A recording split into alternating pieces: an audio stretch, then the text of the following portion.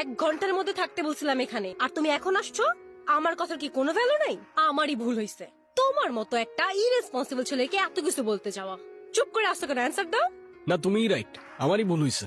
আমি সবচেয়ে বড় ইরেসপন্সিবল। আমার 1 ঘন্টার মধ্যেই আসা উচিত ছিল। আধা ঘন্টার রাস্তা আমি 1 ঘন্টায় আসতে পারলাম না। আমার তো লজ্জা হওয়া উচিত। সরি। সরি সরি বলে সব সমস্যার সমাধান হয়ে যাবে? আর ওয়েট, তাকাও আমার দিকে।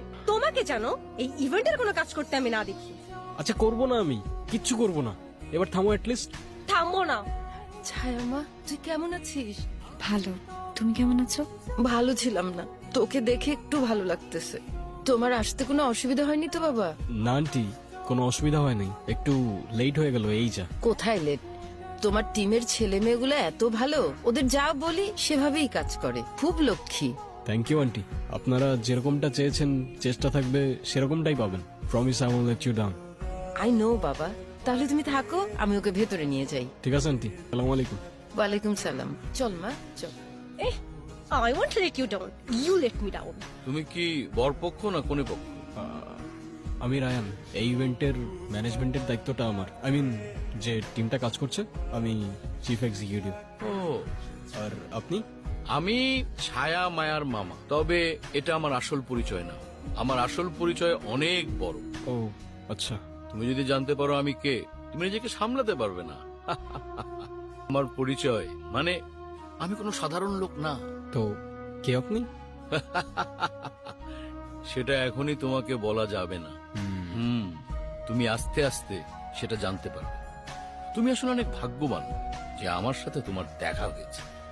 এই যে শার্টটা দেখছো, আমার এই শার্টটা, এটা কে গিফট করেছে জানো? কে?